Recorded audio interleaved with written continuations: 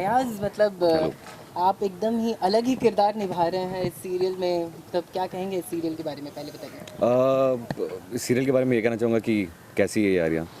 जैसे कि आप सभी जानते हैं कि आज के टाइम में काफ़ी पॉपुलर हो चुका है अमंग यूथ एंड इरादा यही था इस शो का। जब हम इसके बारे में सुन रहे थे या जब हमें पिच किया गया ये शो, तो उस वक्त यही इरादा था सारे मेकर्स का और सारे कास्ट का कि यूथ शोज़ तो अभी काफ़ी पॉपुलर हो चुका है, लोग अप्रिशिएट करते हैं, काफ़ी सारे शोज़ हैं जो कि वर्क कर रहे हैं आज के टाइम पे। पर हमें एक ऐसा शो बनाना था जो कि सिर्फ एक यूथ शो नहीं हो, बल्कि एक पाथ ब्रेकिंग इंडियन टेलीविज़न पे शो हो, जो कि अगले 10 सालों तक भी लोग याद रखें। एक यादगार, एक मेमोरेबल शो बनाना था हमें। और ऐसे बहुत से इश्यूज़ हैं यूथ के जो कि अभी तक हम लोगों ने एक्सप्लॉइट नहीं किया था, हमने उसे सही तरह से ट्रीट नहीं किया था। तो वो सारे इश्यूज़ को भी लाना था, जैसे कि बहुत कुछ हो चुका है हमारे शो में अब तक और बहुत कुछ आने को बाकी है, जो कि एक टीनेज का प्रॉब्लम है, एक आज हमारी यूथ का प्रॉब्लम है। इशू से कैसे टैकल करते हैं, सही गलत। हम ये नहीं सिखा रहे हैं कि ये सही और ये गलत है, बस हम ये सिखा रहे हैं कि हर सिक्के के दो पहलू होते हैं और आप कैसे अप्रोच करते हो। तो जैसे आप अप्रोच करते हो चीज़ों को, वैसे आपका फ्यूचर बनता जाता है। तो हम ये जानना चाहेंगे कि हमारे पास हमारे जो शोज़ यहाँ पे आ रहे हैं टीवी पे, उसमें बहुत सारे ऐसे यूथ शोज़ हैं जिसमें कि टीआरपी की बहुत ज़्यादा होड़ लगी हुई है। तो मतलब आपके शो की, मतलब आपका शो जस्ट अभी कुछ महीनों पहले आया एंड अच्छी खासी टीआरपी उसने गेन कर लिया, तो मतलब उसके बारे में क्या कहेंगे? देखिए, एक शो का जो सक्सेस होता है वो कोई डिसाइड नहीं कर सकता है या कोई प्रेडिक्ट नहीं कर सकता है। आई थिंक बड़े बड़े एक्टर्स की फिल्म भी कभी चलती है, गंदी से गंदी फिल्म की चल जाती है, कभी कभी अच्छी से अच्छी फिल्म बना के भी वो बॉक्स ऑफिस रिपोर्ट नहीं मिलता है। तो सक्सेस आप प्रेडिक्ट नहीं कर सकते।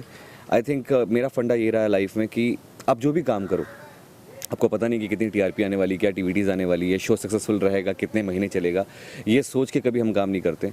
मेरा पर्सनल ये तरीका होता है कि अगर आप एक किरदार को आप समझ पा रहे हो या आपके लिए चैलेंजिंग है या आपको करना चाहते हो वो रोल, और किनके साथ आप काम कर रहे हो, आपके साथ जो वर्क एनवायरनमेंट है, किस प्रोडक्शन के साथ काम कर रहे हो, आपका चैनल कौन सा है, आपके स्टार कास्ट में आपके को स्टार्स कौन है। तो हम ये जानना चाहेंगे कि आप पहले MTV रोडीज़ में थे, उसके बाद फिर MTV स्पिट्सविला में आए, फिर MTV फना में हो, फिर MTV कैसी है यारियां में, तो MTV के बाहर आप घर क्यों नहीं बना लेते हो? ऐसा नहीं है कि मैंने शुरुआत तो MTV से की थी, आज से कुछ 6-7 साल पहले रोडीज़ किया था। उसके बाद मैं बॉम्बे आया और काफ़ी अलग अलग तरह के रोल किए हैं, एक्टिंग करियर चालू की है अपनी, और काफ़ी लोगों के साथ काम किया है अलग अलग तरीके से, अलग अलग प्रोजेक्ट पे। उसके बाद कुछ 6 साल के बाद मुझे स्पिट्सविला ऑफ़र हुआ और दोबारा MTV के साथ काम करने का मौका मिला। तो एक पुराना ये था, एसोसिएशन था जो मैं रिवाइव करना चाहता था और मैंने किया। मतलब ये भी बात है कि आप एक जो कैरेक्टर प्ले कर रहे हो, तो मतलब आपको ऐसा लगता है कि इंडिया जैसे, मतलब अभी कुछ दिन पहले आर्टिकल 377 को लेकर इतने ज़्यादा SMSs और सत्यमेव जयते जैसे सीरियल में भी इतना इसका टॉपिक उठा था, तो अयाज अहमद क्या सोच रखते हैं, मतलब उसको ऐसे सपोर्ट करना चाहिए? बिकॉज ऐसी बहुत रूढ़िवादी सोच है हमारे भारत की, तो मतलब उसके बारे में क्या कहना है? सोच के बारे में ये कहना चाहता हूँ कि before I was a part of this show, मुझे इस चीज़ के बारे में, 377 के बारे में, गे राइट्स के बारे में, और एक जो फीलिंग होती है सही है गलत है, मैंने कभी इसके बारे में सोचा नहीं था और मुझे इसके बारे में कुछ ज़्यादा नॉलेज भी नहीं थी। जब पहली बार मुझे ऑफ़र किया गया रोल, तो दो डिलेमा होता है एक एक्टर के लाइफ में कि यार मैं एक गे का रोल कर रहा हूँ तो लोग कैसे परसीव करेंगे, मेरी क्या इमेज रहेगी, जिसके बारे में बिल्कुल मैंने नहीं सोचा। बल्कि मेरे लाइफ का सबसे बड़ा डिलेमा ये था उस वक्त कि अगर ये रोल काफ़ी वर्क करने लगता है या ये ट्रैक हिट हो जाता है या मेरा किरदार हिट हो जाता है और लोग मुझसे एक्सपेक्टेशन रखते हैं कि जो कि मैं गे राइट को सपोर्ट कर रहा हूँ एक शो में, तो अगर रियल लाइफ में मुझसे ऐसा सवाल पूछे जाए तो उसका जवाब मेरे पास होगा कि नहीं होगा, क्या मैं सही बोल पाऊँगा, क्या मैं इस किरदार को जस्टिस दे पाऊँगा। तो ये सवाल था। तो मैंने काफ़ी कुछ अपनी खुद की रिसर्च भी की है इस रोल के लिए और बाकी गे राइट्स के बारे में और क्या चलता है, क्या सोच है, काफ़ी लोगों से बातचीत भी की है और जिस नतीजे में मैं पहुँचा हूँ ये बिल्कुल नेचुरल है, बिल्कुल ही नॉर्मल है।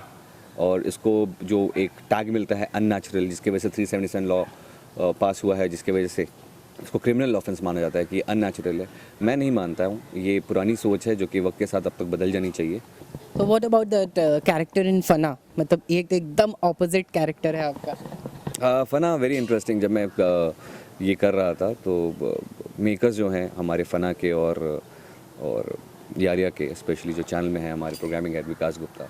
सो ही came up with a plan कि क्यों ना यारिया और फना को हम सेम यूनिवर्स में लाके और एक बिल्कुल मतलब कॉम्बाइन कर दे, किसी तरह से इंटरसेक्ट कर दे, ताकि we should have some elements of Fanaa coming into Yaariyan and Yaariyan coming into Fanaa. और ये काफ़ी अच्छा सोच था. एंड उनको सबसे अच्छा ये लगा कि इसको ज्वाइन करने के लिए मेरा किरदार है, जो कि उन्होंने एक रहस्य रखा था किरदार में बहुत सी चीज़ों का. जैसे कि शुरुआत में जब शो चालू हुआ था तो आर का कॉल आता था, लोग की कन्फ्यूज थे कि आर है कौन.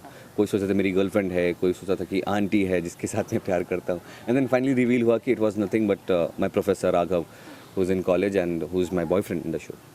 सो ऐसे बहुत से रहस्य छोड़ के एक और रहस्य छोड़ गया था कि पापा कहाँ हैं और इसके कोई भाई बहन है कि नहीं. तो उस रहस्य को हमने एक्सप्लॉइट किया. इसका जुड़वा भाई है जो कि फना में है, रणबीर. एंड रणबीर जो कैरेक्टर है it is quite similar, because ये जुड़वा भाई है तो काफ़ी सी चीज़ें सिमिलैरिटी है. डिससिमिलैरिटी सिर्फ इतनी सी है कि वो स्ट्रेट है, और बट जो प्यार का जो लेवल है, जैसे कि ये एक प्रोफेसर से लड़के से प्यार करता है, लेकिन वो किसी लड़की से प्यार करता है, लेकिन प्यार का जो एक इंटेंसिटी, एक पैशन जो होता है बिल्कुल सेम है. और इसके अलावा the only difference that we have kept between Ranbir and Kabir is कि रणबीर फिज़िकली स्ट्रांग है, कबीर थोड़ा फिज़िकली वीक है बचपन से ही. ये भी एक बड़ा रीज़न है जिसकी वजह से माँ ने उसको बड़े प्यार मतलब अपने पास रखा, अपने बहुत प्यार से रखा, और रणबीर को नहीं रखा अपने साथ. अयाज, एक चीज़ जाते जाते हम लोग बस देखना चाहेंगे एज अ मतलब ऑडियंस को, मतलब आप अगर जो कैरेक्टर प्ले करते हो तो वो कैरेक्टर अगर आप एक बार थोड़े से एक्ट करके दिखाओ तो कैसे दिखाओगे? उसके दिमाग में हमेशा कुछ ना कुछ खुराफात और वो हरामीपन चलता रहता है. आई थिंक कुछ अलग डिफरेंट नहीं है. और उसका एक अदा है जो हमेशा किसी की मतलब पुंगी बजाता है या किसी के साथ कुछ मतलब पंगे होते हैं तो उसके अगर वाट लगाता है, वो रिवेंज लेता है. सिग्नेचर स्टेप रखा था हमने शुरू से, वो ये है कि वो ऐसे करता है, मतलब तुम्हारी तो लग गई. फिलहाल मैं आपसे अलविदा चाहूँगा. मैं हूँ नवीन सिंह भारद्वाज. जी हाँ, विशाल भारद्वाज मेरे रिश्तेदार नहीं है, और साथ में है कैमरामैन अमर मेहता, जो कि केतन मेहता के रिश्तेदार बिल्कुल भी नहीं है. टेलीचक्का.com देखते रहिए हमारे साथ और मज़े मतलब लुत्फ़ उठाते रहिए. Thank you.